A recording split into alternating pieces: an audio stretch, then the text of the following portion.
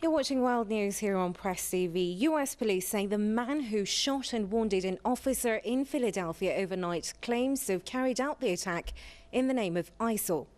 Philadelphia Police Commissioner Richard Ross said the 30-year-old shooter, who's been arrested, fired about 11 shots through the window of the officer's car. Police said there's no evidence so far that the shooter worked with anyone else. The officer was struck 3 times in his left arm and suffered a broken arm and nerve damage. The attack comes a month after 2 ISIL sympathizers fatally shot 14 people in San Bernardino, California. To discuss this story further, we're joined from Los Angeles by Rodney Martin, the chairman of the American Nationalists Association. Thank you very much, Rodney, for joining us here on Press TV. Rodney, what do you think about the rise in terrorist attacks in the United States? And given that this shooter specifically has carried out the attack in the name of ISIL, do you think this is the chickens coming home to roost when it comes to US foreign policy in the Middle East region? Well, it can certainly be presented that way. It could be presented in a number of ways. We're seeing these lone gunmen, or what a lot of pundits would refer to as lone wolves, carrying out these attacks. Law enforcement in the United States have been quick to say that they've not been able to show any direct links between these attacks in San Bernardino and in Philadelphia today with ISIL proper in Syria or Iraq, but these gunmen have pledged their loyalty to ISIL and are carrying out attacks against U.S. law enforcement. I tend to believe this is more blowback against the U.S. system for its policies and this continued tension between the citizenry and law enforcement.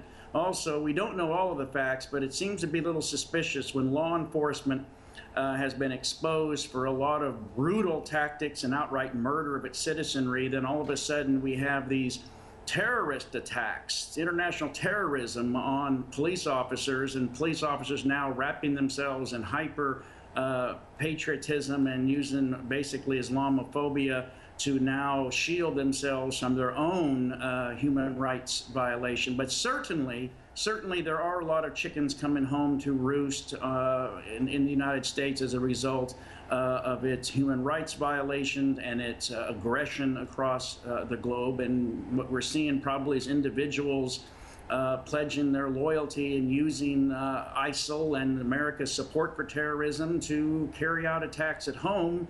And that harms citizens, women, children, people going about their daily lives who don't support the American policy. Well, the Republican frontrunner Donald Trump believes that Muslims should be banned from entering the United States. What measures do you think should be taken to address issues like terrorist attacks happening in the US?